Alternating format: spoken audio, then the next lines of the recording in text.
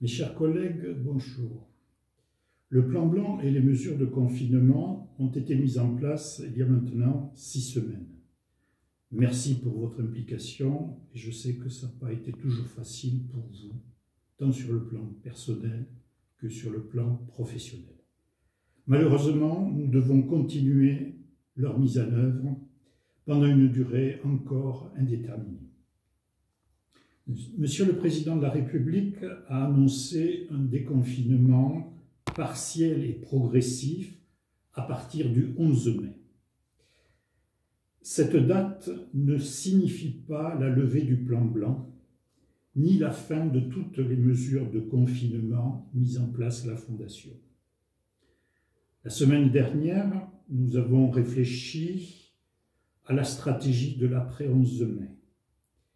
J'ai rencontré plusieurs d'entre vous, des médecins, les représentants des organisations syndicales, des soignants, des assistantes sociales et des psychologues. Tous ont souhaité avoir une lisibilité sur l'avenir des services et des personnels dans les mois à venir et comment allait être gérée cette fin de confinement. J'ai à tenir compte de plusieurs éléments pour envisager ce retour progressif à la normale. D'abord, le déconfinement partiel, l'absence de traitement curatif du Covid-19 et l'hypothèse d'une seconde vague de contamination nous obligent à garder ouverte l'unité Covid qui est actuellement dans le service psychogériatrie. Ensuite, le départ et la baisse du nombre de médecins depuis l'année dernière et qui s'est accentué depuis le début de la pandémie nous oblige à rester prudents sur l'ouverture de toutes les unités d'hospitalisation actuellement fermées.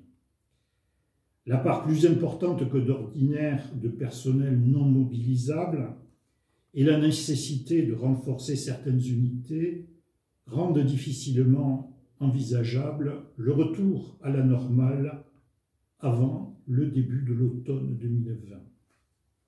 Toutefois, la probabilité de plus importante d'un flux de patients qui vont décompenser nous amène à réouvrir l'unité Saint-Jean comme unité d'hospitalisation classique dans un délai assez court, probablement le 1er juin. La conférence médicale d'établissement et le Conseil social et économique seront saisis en mai sur l'opportunité et les conditions d'ouverture de cette unité. Cela nous permettra de donner une visibilité au personnel en réserve et d'organiser la période estivale.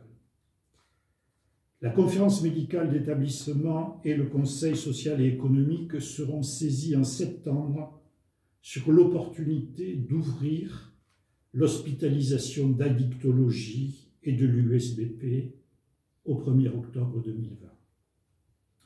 Pour ce qui concerne les structures ambulatoires, au-delà du 11 mai, les réouvertures se feront en respectant les mesures de déconfinement qui ne sont pas encore connues, édictées par les autorités, et les organisations définies par les médecins chefs de secteur.